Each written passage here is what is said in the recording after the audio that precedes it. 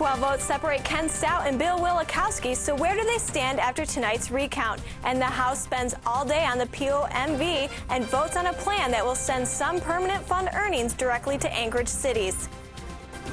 And now, from Alaska's news source, this is the Channel 2 News 5 o'clock report, weekend edition. It's been 3 weeks, but the city still is not able to close the books on its elections. Today, election workers began the task of recounting some 3,200 ballots from the East Anchorage Assembly race. It's a contest that had Ken Stout ahead by 12 votes over Bill Wielechowski. Channel 2's Spencer Schroeder is in the newsroom to tell us anything has changed today. Spencer? Well, Aaliyah, Wielechowski requested a recount after the close finish. Election workers began the review around 9 o'clock this morning and just wrapped up around 40 minutes ago. Wielechowski asked that 10 of his 22 districts be recounted. That amounts to about 2,500 votes. The city also added in another 750 question and absentee ballots. We still don't have the finals numbers yet, but Ken Stout appears to have defeated Wielechowski in the East Side Assembly race. When will we have the results? Well, we could know as early as 10 o'clock tonight. They tell us the final results should be in as soon as they process the last of the contested ballots. A day-long debate in the Juneau House ends with lawmakers deciding on how to split permanent fund earnings under the so-called POMV plan. It was an issue lawmakers could not decide on last night and kept them busy for much of today. The House voting 22-17 late this afternoon in favor of three-way split. Half of the permanent fund would be divided, with a 45% for education and 5% for local government. After a series of amendments on other ways to split the money failed, a final vote on the bill still had both opponents and supporters. If we don't pass this, we don't engage in go down the road of taking people's dollars out of their pocket, their hard-earned dollars, that's not a bad thing. To me, what we ought to do is go in the direction of putting government on a diet. We're doing nothing more than making a document to present to the public to vote on. So we really ought to be looking at it not from our point of view, but from what the public is going to see when they show up at the polls. The bill also faces opposition in the Senate, where it will be voted on next. No date has been scheduled for that vote. The bill is only effective if a % of market value constitutional amendment is approved by voters in a general election. Oil development in ANWR, cruise ships in Glacier Bay, lease sales on the National Petroleum Reserve Alaska, some of the issues being discussed by the U.S. Secretary of the Interior, Gail Norton, here on her fifth official trip to Alaska. Norton spent the day in Anchorage today signing an agreement to relocate the southwest village of Newtok, which is being threatened by river erosion. The agreement will allow the village to relocate to nearby Nelson Island, but when asked about the controversial area M Fishery, Norton wouldn't say much, saying the Federal Subsistence Board needs to first make its recommendation about whether to commercial fishermen should be limited to help subsistence fishermen. It would not be appropriate for me to take things out of sequence and to begin to express my perspective on Area M. I think the Subsistence Board needs to listen to all the perspectives and make its recommendation, and then I will be happy to look at their views. Norton also announced a new director for the National Park Service in Alaska, Marshall Blazak, and takes over for Rob Arnberger, who retired last summer. Arctic Refuge, keep it wild! Meanwhile, protesters gathered outside the Hilton Hotel as Norton delivered a speech to federal workers. They were protesting the Bush administration's environmental record and said more effort should be spent on finding renewable resources instead of opening up ANWR. The Sierra Club organized the event but said it wasn't clear if Norton ever saw them. The protesters say it doesn't necessarily matter if she did. Citizens' voices are important, and often you have to stand up again and again for what's right. And we're one very small part of doing that over the long run. On a 5-day trip to Alaska, U.S. Interior Secretary Gail Norton told Alaskans she's impressed with the state's efforts to boost tourism. Norton toured new facilities in Gustavus and Hoonah. Both facilities are aimed at drawing in more tourists. The Glacier Bay National Park headquarters in Gustavus, after 20 years, is getting rid of old trailers and replacing them with a new maintenance building. The park says the building will allow them to take care of their boats better and will then allow them to better serve the public. Secretary Norton then toured the new $14.5 million cruise ship facility and dock in Hoonah. The old cannery, closed in the 50s, has been transformed into a new port for cruise ships scheduled to start arriving on May 11th. Norton says the transformation is the kind of resource development the state needs to move forward. I think this is going to be a terrific draw for tourists here, but it's a chance to explain both culture and history here. I think people will find it interesting to learn about the cannery as well as about the native culture. Ultimately, we'd like to see one ship come, one ship a day, and the port would be filled when we had one ship a day, 7 days a week. So it will grow, and I think what will happen is I think that other businesses in Hoonah will grow as well. The new dock in Hoonah will host 2 cruise ships per week through September 18th.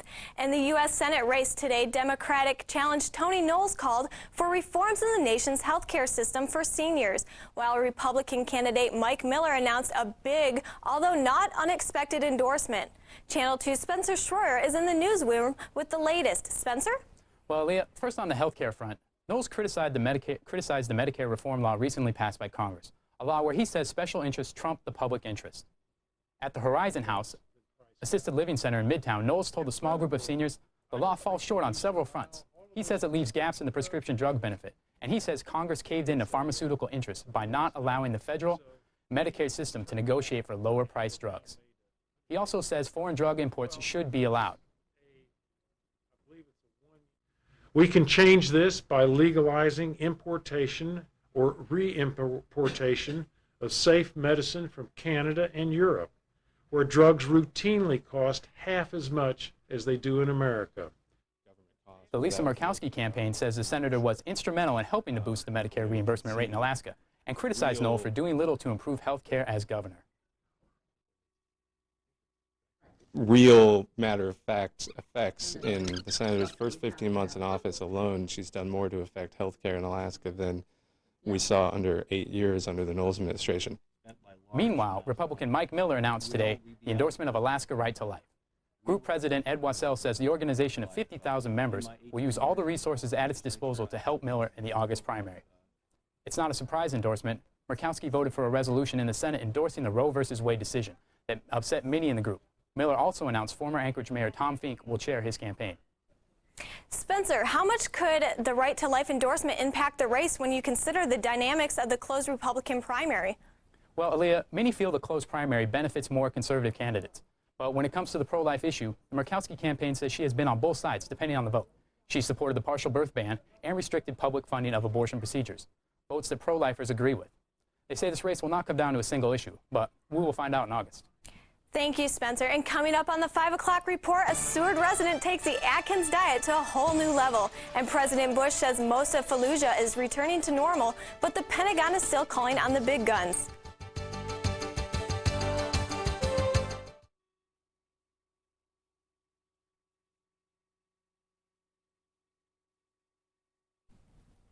More than 100 people have been killed in fighting between the police and teenage militants in southern Thailand. Police say gangs of youth armed with little more than machetes stormed police stations and security posts trying to steal weapons. The government blames Islamic separatists who are trying to create a homeland in the southern part of the predominantly Buddhist country. Thailand's prime minister says the attackers are not connected to international terrorists.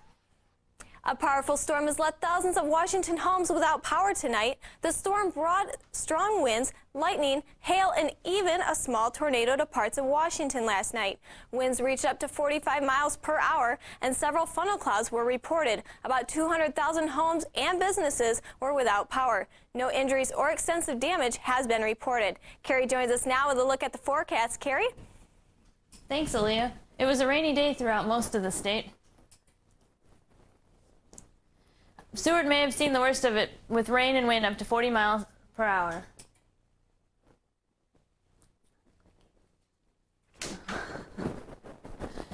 The high today in Anchorage was 45 with Northway up to 51. Whittier and Seward saw some rain with Cordova in at 43, Kenai in at 45, and Homer in at 45. The storm pattern you're looking at now is wind and rain that's coming in this evening with wind gusts up to 100 miles per hour.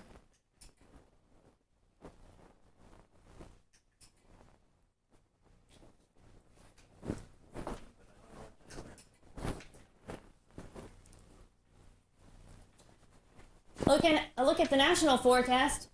The high today was in Gila Bend, Arizona, and at 93. And down in Miami, we had weather up at 75, and Washington, D.C., and at 59. Up north, we had Barrow in at 10 degrees with a high of 25. Fort Yukon saw a cloudy and cold day at 30 degrees.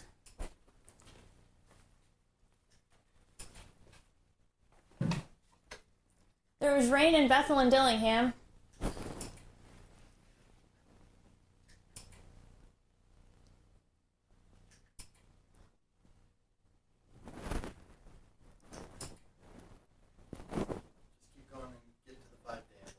Okay.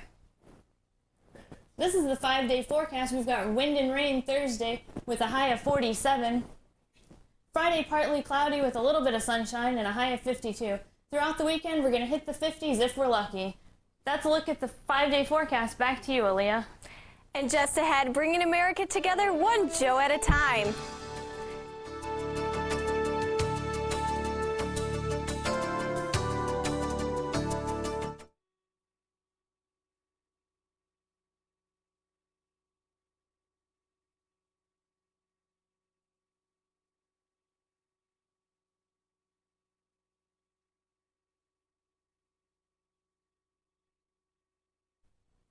And finally, tonight, have you said hi to Joe today?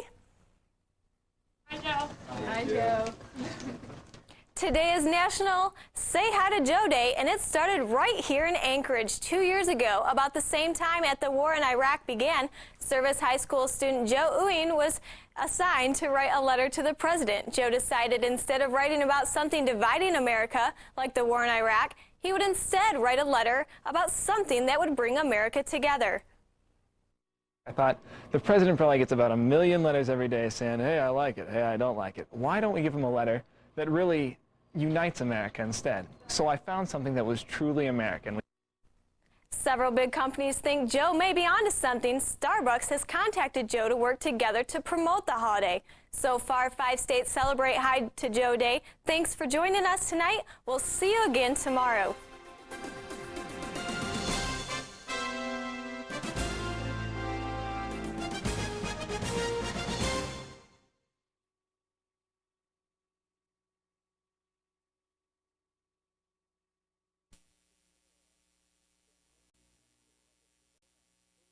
To be looking at it not from our point of view, but from what the public is going to see when they show up at the polls. The bill also faces opposition in the Senate, where it will be voted on next. No date has been scheduled for that vote. The bill is only effective if a % of market value constitutional amendment is approved by voters in a general election.